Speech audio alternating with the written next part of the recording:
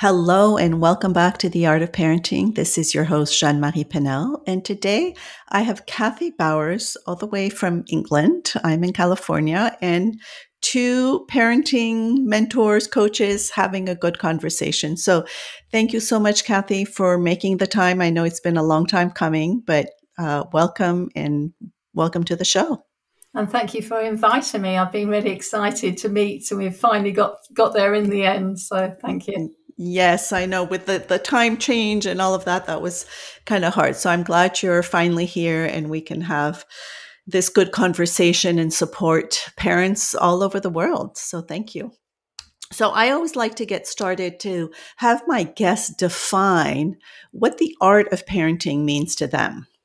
Well, the art of parenting is every parent can improve their parenting skills.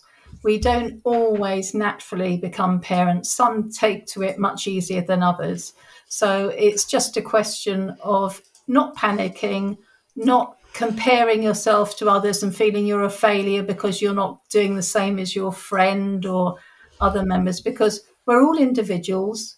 Our children are individuals, and depending on how they are towards us and how we are to them. So, every family is different, and it's just enjoy. The main thing is to enjoy being a parent, to ensure you're giving them the right things, the nurturing, the love, but also meeting other needs, which not all parents, even when I started, you forget about the basic stuff that you should be giving children, like the basic care and what is this about? And then involving the educational side as well. So you're meeting all the elements. You're meeting sort of the nurturing side, the loving side, but you're making sure you meet every single area of their development.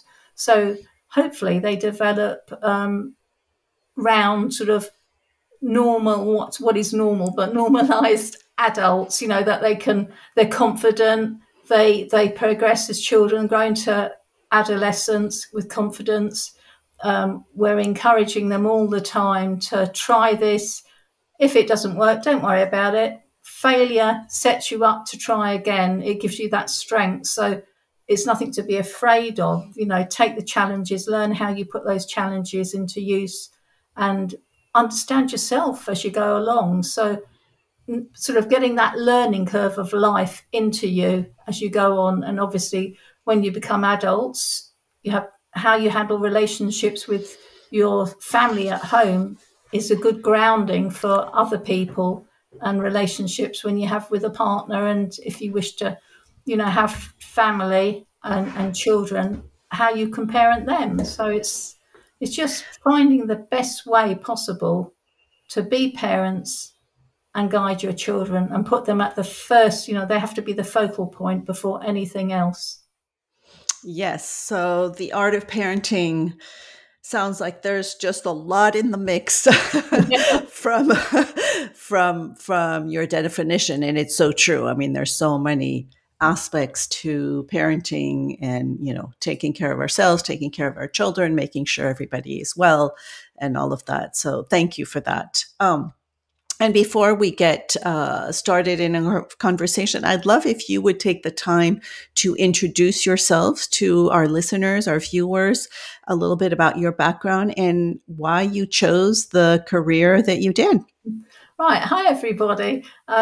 Initially, my main thing is now I'm a parent of 3 children who are now adults. So they've produced my 2 sons. I've got a daughter and 2 sons.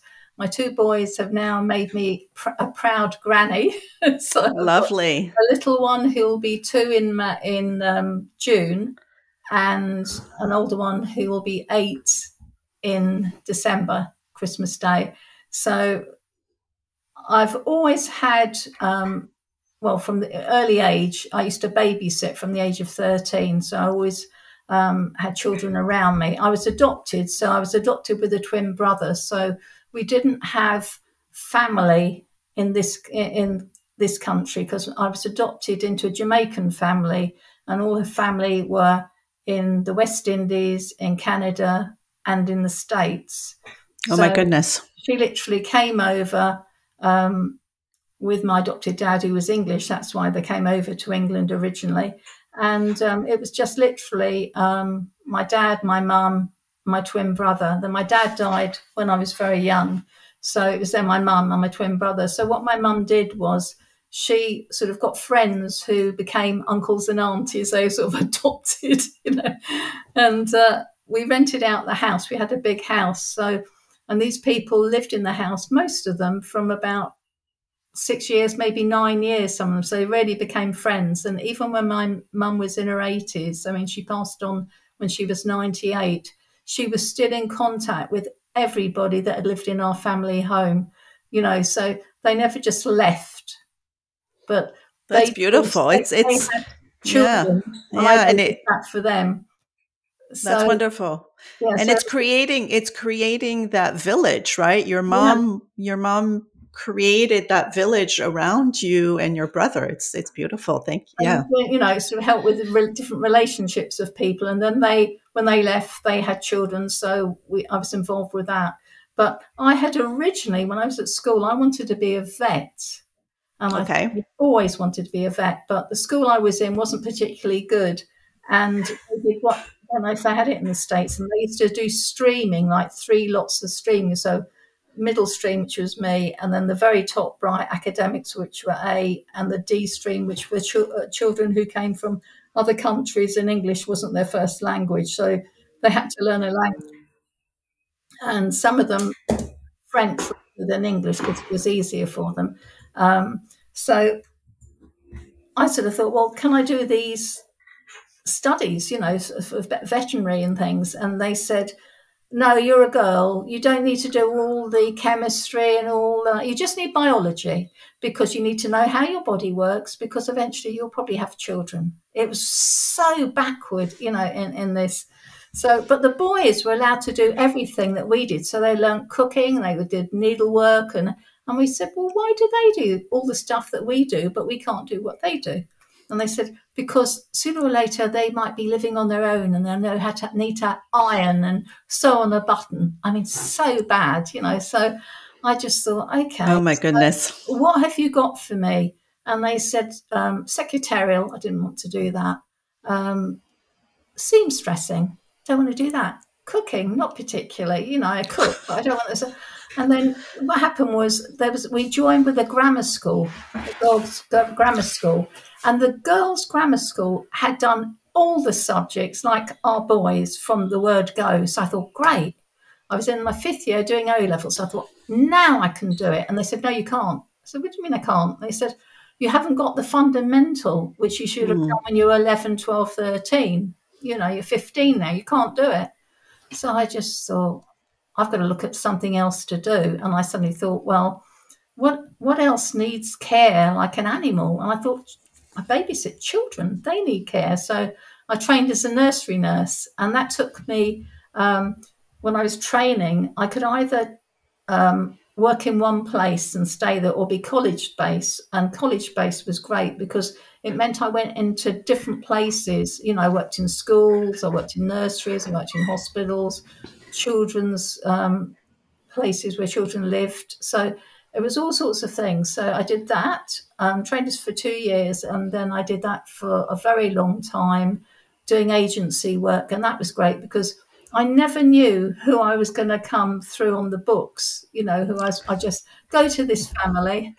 When you say agency work, it's like to be a nanny, a private. It was anything. The agency, it was for children. So what happened was, people who had children, they came over from all over the place. I had lots of Americans actually. They came over. They might be living in the country for 6, 7 months, and they might be working. So they need someone to look after their children. I see. Okay. Or it might be someone in a children's home. They might need a break. And because I knew what was going on, I could fill in for the weekend while they had a break, you know, and the other staff would be running stuff, but I was just there. So lots of different things.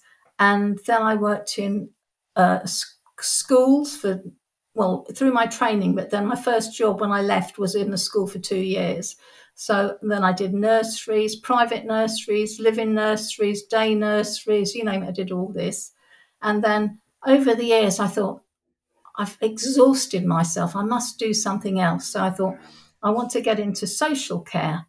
And one of the nurseries said, you can't do that. And I said, well, I can't do it if I work here because you don't give me the time off. So I'm going to say bye-bye to you. And they went, well, we've had you for a couple of years. That's, that's not good. And I said, well, I'm sorry. And I went off. And good for you. Yeah. Good for you. And because they were saying, you won't get it straight away. I said, I'm sure I will, because I joined an agency that dealt with them. So I had, different ones going on. And then I ended up working with social workers as a family support worker and then a senior family support, which meant I went into the family homes.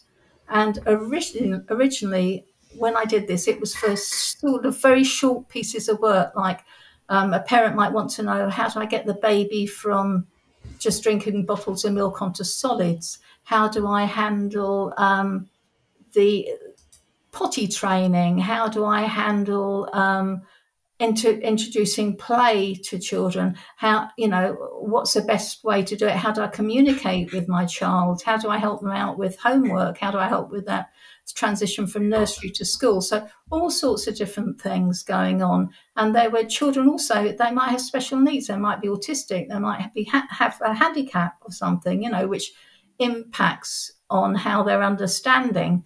So definitely. I had lots of training, throughout my whole career. So I was very confident with that.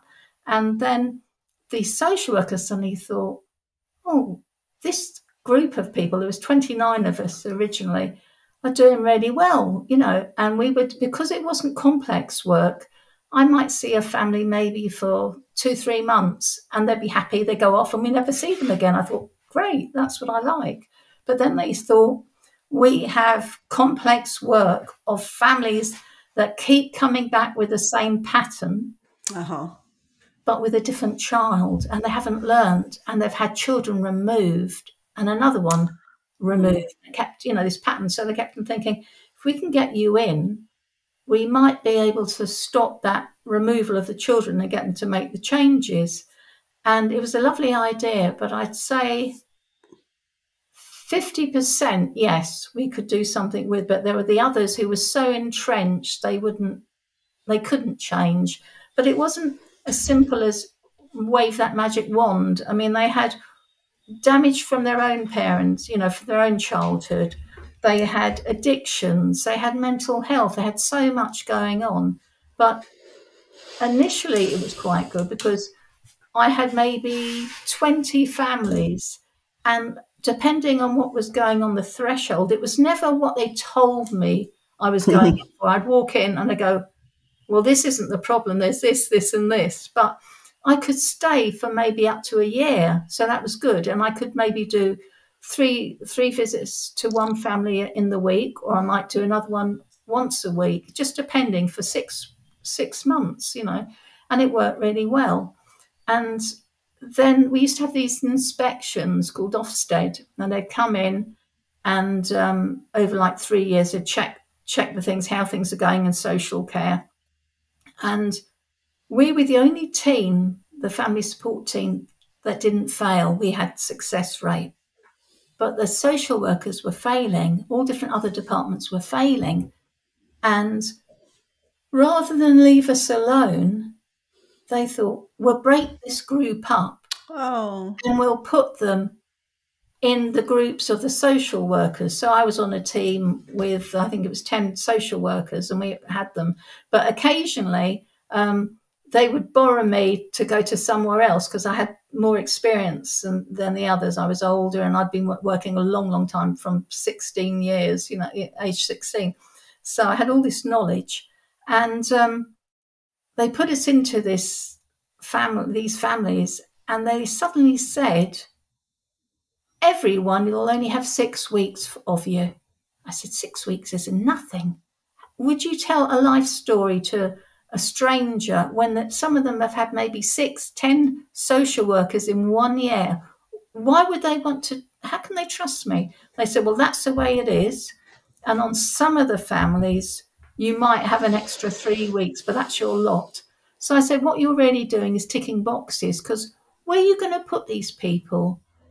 if they haven't complied, what are you going to do? And you're just going to pass them off to somewhere else where they shouldn't be, rather than working with me and helping them. I said, for example, mental health. If you're in a really low state, you don't get out of the bed, you don't wash, you don't feed yourself. You can't just come and expect them to act straight away. Same with an alcoholic, or a drug user. If they need to be weaned off, they might not be ready to get off their stuff, but they need to be supported.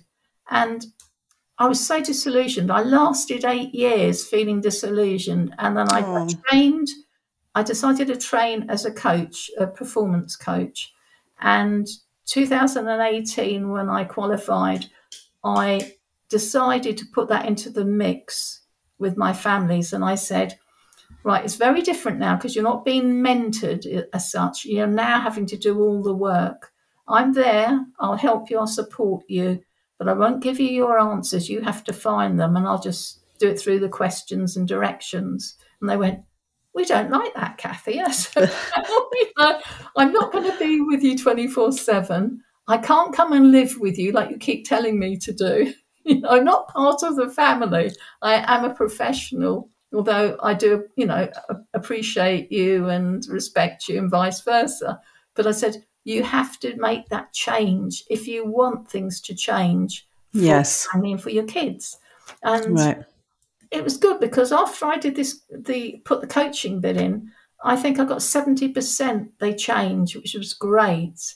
And I thought, right, now I know it works. I'm going to say in 2020, bye-bye to everybody, and I'm going to try and set up my business. But like you said, COVID hit and all sorts of things. Right. So it's really been sort of the beginning of this year, I sorted out my web, because I wasn't IT, I knew the basic stuff, but I tried doing a website, which it looked very nice, but it wasn't what I wanted. I was doing posts. I looked out on getting out social media, and I was looking at how people did posts, but I didn't realize until I did some training, no, it has to be more personal. This is what you're showing. You're not doing the generic bit. So right. A lot of things. And then I suddenly thought, podcasting, I'm no good I wouldn't know how to be a podcast host like yourself. And I thought, I must get out there. I must try and get myself further out, because I joined networking, but it's a very slow process. When you you go to these meetings and everyone knows your face, but the one I had in Watford, it got smaller and smaller. So each time we saw someone, we would say, well, we know you. They know what I do. I know what they do. And although they had people, they kept on thinking, if I know of someone that wants to use you, I'll put them in touch. It got limited, and I just said, I want to get further out there. But everything takes time. Yes. I'm also a holistic Reiki practitioner and therapist. Okay. I've been doing that for 30 years. So I'm very sort of chilled out, and I'm very sort of not manana, but I believe when it'll happen when it's meant to happen. Yes. About it, especially with my Reiki, that's taught me a lot. So.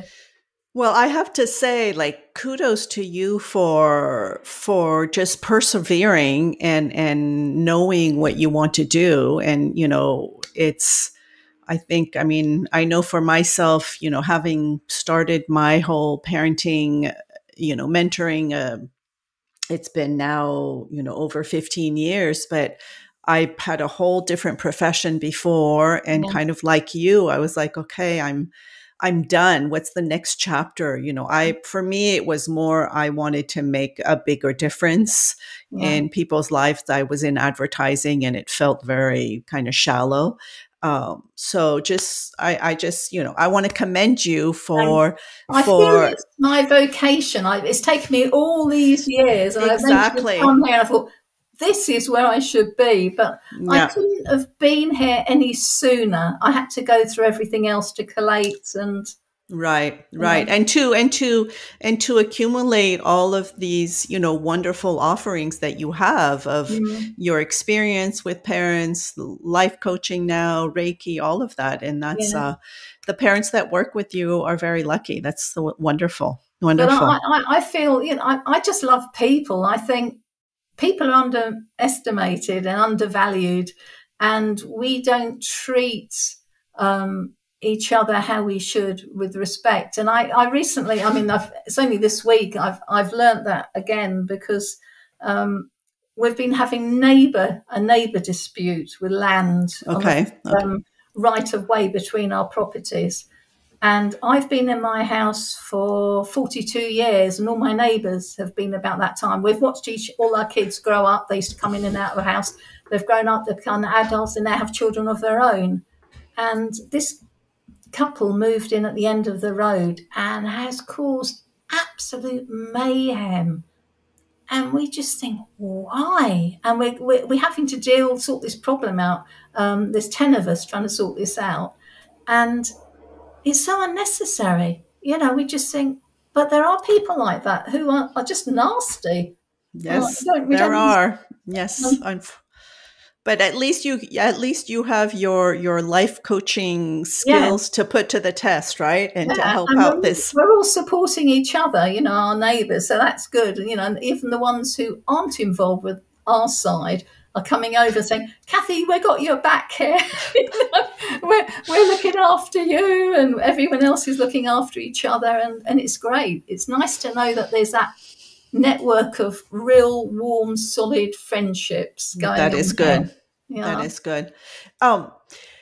One thing I would love for you to kind of share is, you've had being adopted, having had this life of I think it sounds wonderful having all your friends, your mother's friends, in the mix and everything. I feel like I had the same kind of upbringing. So I was not adopted, but my parents divorced when I was 4. And so I was raised by a single mother, but who was very social and had lots of friends. So there were dinner parties all the time. Yeah. And I still, my mother unfortunately passed many years ago, but I'm still friends with her friends, right? Yes. I still, when I go back to Paris, I, go and check on them, and they're part of my family. But, so, that being said, with all the work that you've done with parents, what are you seeing today, like in today's young parents? What are you seeing that is different, and maybe like what do you hope they can understand quickly, or like what are kind of the wise words that you would want them to have? The most important thing that we've noticed is change. It's the materialistic world now. Okay. And the electronic world. Oh, yes. It's scary because I don't need to go far. I walk past a cafe and when people are sitting out, and I see children 2 years old with a phone looking at the things going on. It's all the time. And the parents are the same. They're sitting there, they're sitting at the table, they're not conversing, they're doing this, and the kids are doing this. And you think, where's your communication? Where is your communication? Right. And, you can have two siblings or friends sitting next to each other. Rather than talk to each other, they're texting each other.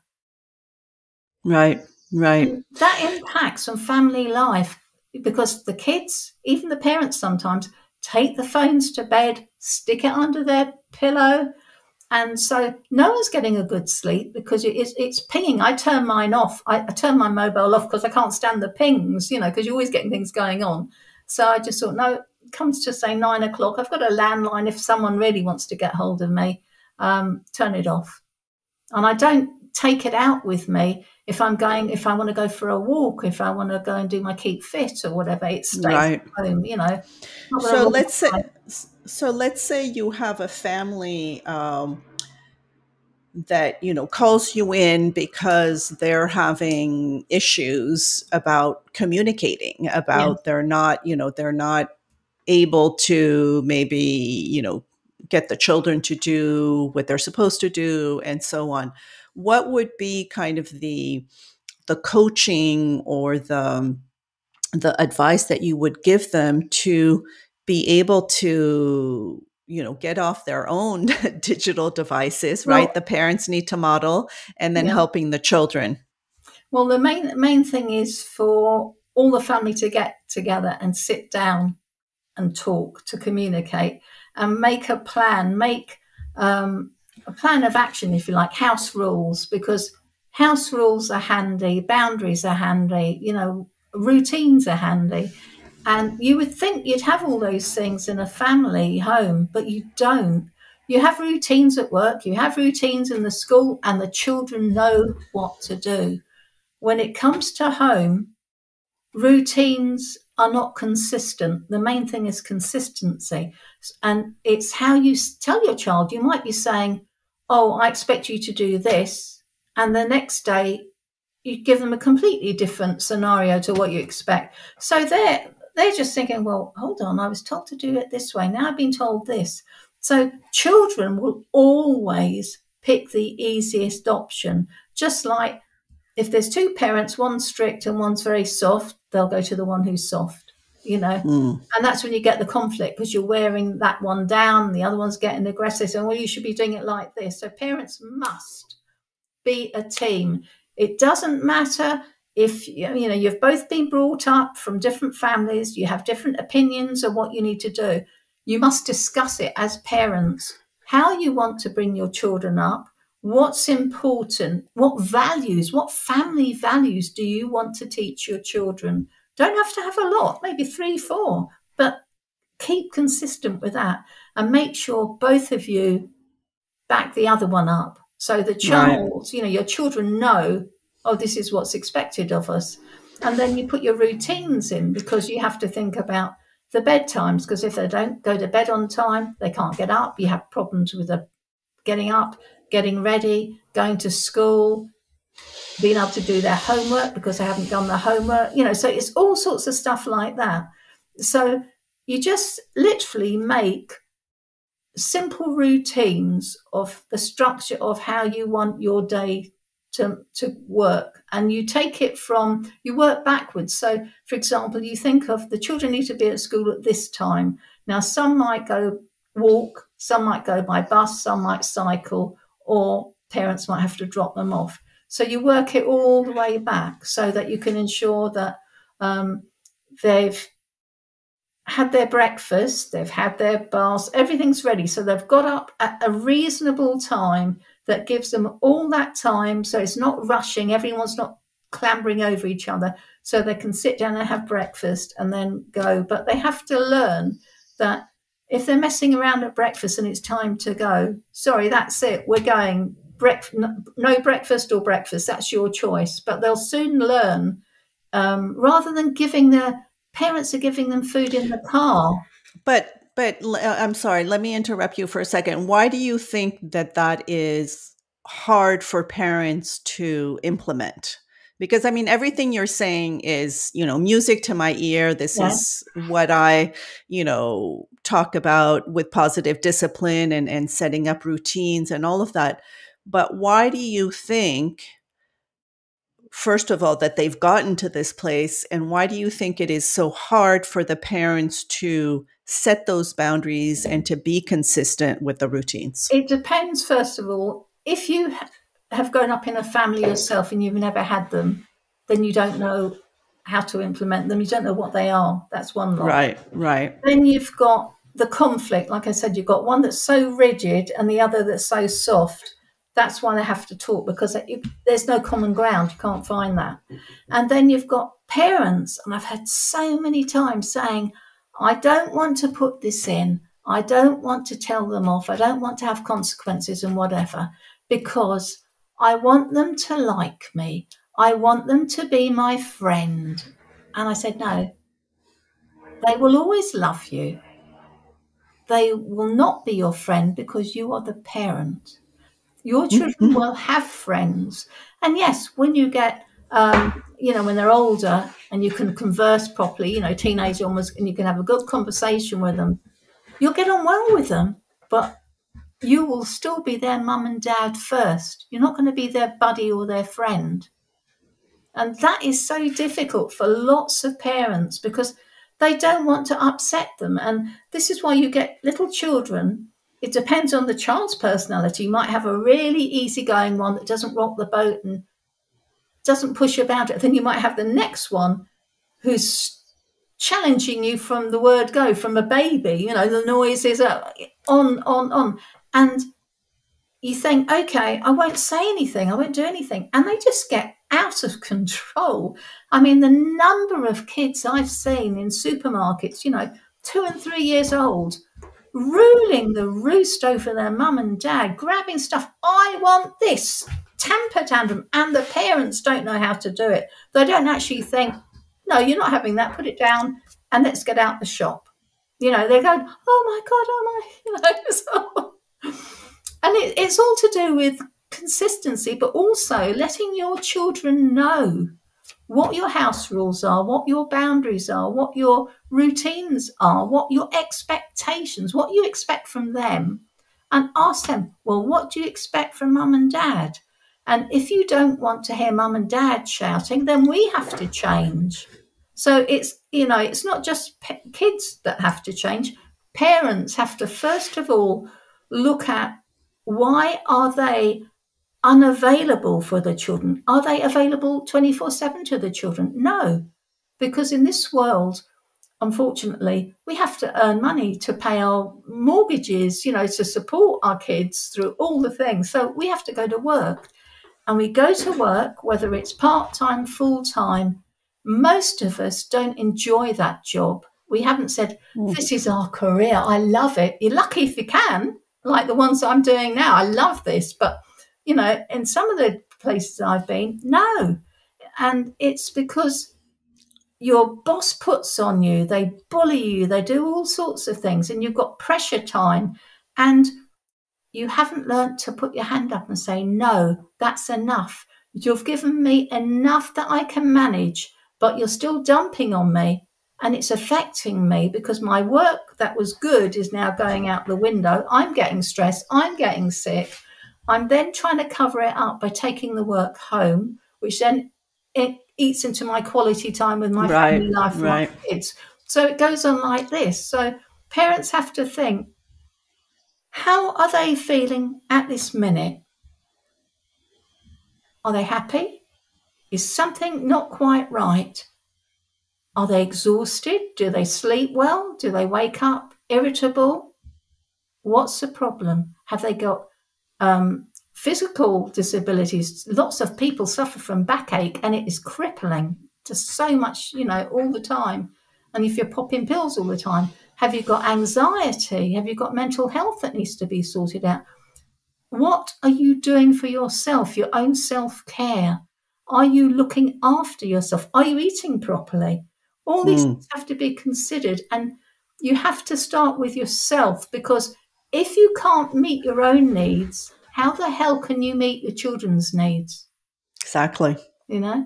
And it's so easy, it's us parents saying, oh, it's them. They're giving me a headache. They're doing that. No. They're picking up from you. Exactly. And I think that's always hard for parents to really understand it. I think we intellectually, we know it, right? We're always saying, you have to model and all of this, but we, like you say, we have the pressures from the outside world, from working, from other families. Some parents are also caregivers for elder parents or other family members, or there's so much going on. But, what I'm hearing from you is that it's also about just looking, really kind of doing a diagnostic of what your family, what's going on with you, so that you can take care of whatever that need is, so that you can better show up for the parents. And then also what I heard, and, I'm 100%, on the same page, is this idea of consistency, and that children do need boundaries. They need to know what for them. Exactly. So yes, thank you for that. Well, this has been lovely, Kathy, just to get to know you, and I can just feel the passion that you have for the work that you're doing, and like I said, the parents that work with you are lucky to have somebody with so much experience and just love for wanting families to do well. So and everyone can benefit and everyone can change. It's like nothing's, we're like a river. You have to flow, go with the flow of your children, because each day is different. And to start each day as a fresh day.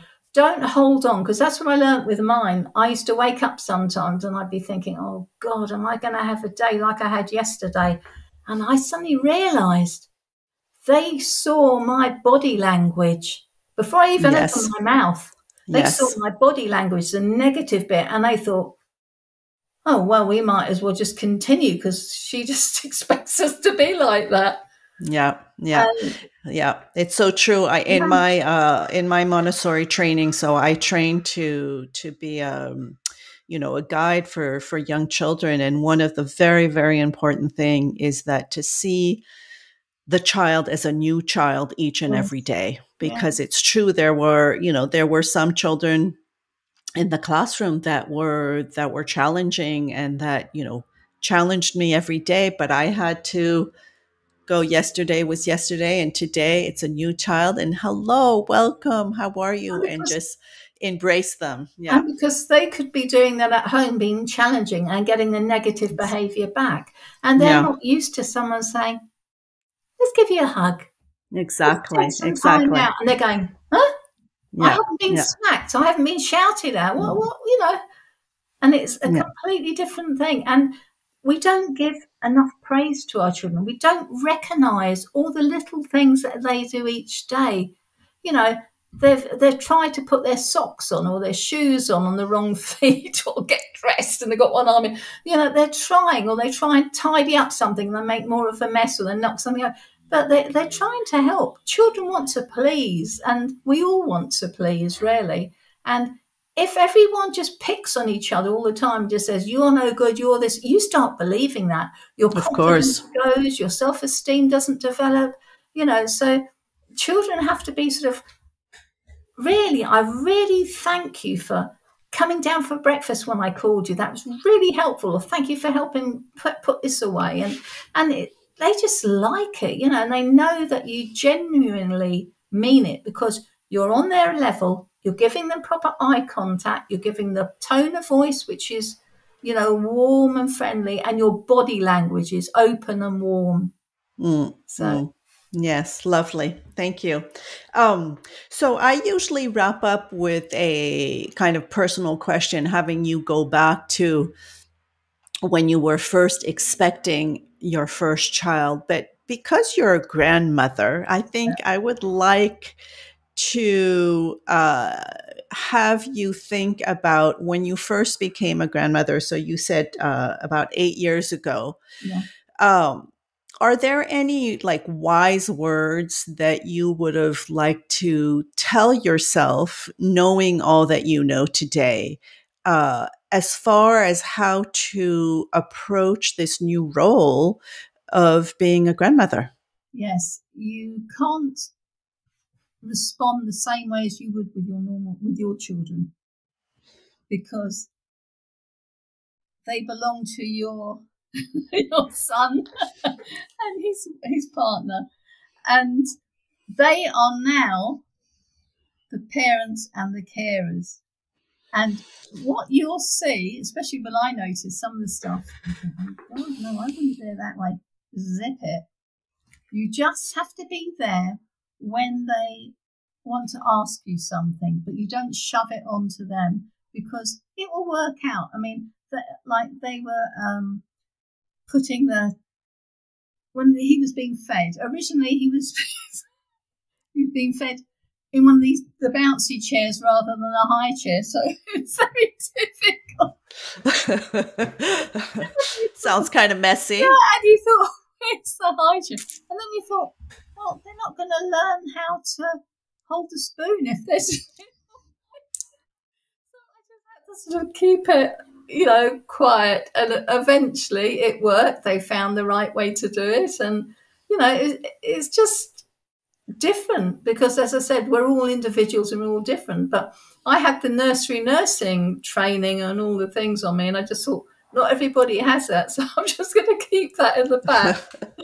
and it works, you know, but just be there and allow them, and they learn through, we all learn, you know, this doesn't work. I mean, what was it? My younger grandson, he was, he got hysterical, and he was in like, he'd had a cold anyway, but his breathing was like this, because he's a very strong, he's beautiful, very, very bright. So he observes everything. And he just wanted something, and it was time. No, he wasn't going to have it. So he didn't like the idea, but he just sort of lost the plot. And so his dad got him on the floor to try and calm him down, but he was like, his nose was running. He was trying to breathe, but his nose was too blocked. He was in a terrible state. And he was just getting really red. And I just thought, this isn't any good. So I just went on the floor with him, and there was lots of toys in the toy box, and I got them out. And I put this one, the jumping jack, and I popped it in. It was making a noise, and he'd turn around and looking, and I distracted him. And I said, you do it. And he was doing, and then all of a sudden the colour went down. He started to breathe. Right. That. And then he was okay. He was fine. He was back to normal. And my older son went, thank you, Mum. Well, you modeled for them what it was like to kind of take him away out of his misery. At that point, because he was so like, oh. Yeah, yeah. Well, wonderful. Thank you, Kathy. Any parting words that you would like to leave our listeners and viewers with today? Yes. Just don't compare yourself to anybody else, because you will learn. Parenting is slow steps, stepping stones. It works one way, then you might find that something doesn't work. So you go back to the drawing board, try something else, you know, but be consistent, be open-minded. Put your children first. Look at all your children, because they're all individual personalities. So one rule might fit one and not necessarily the other one. So you have to really look at how you talk to them individually and how you ask them, and really respond to them. Be really open to them. And so they know that you're always there. You've got their back. Thank you. Beautiful. Thank you so much, Kathy. This has been wonderful. Thank you for being on The Art of Parenting today. Thank you. It's a pleasure.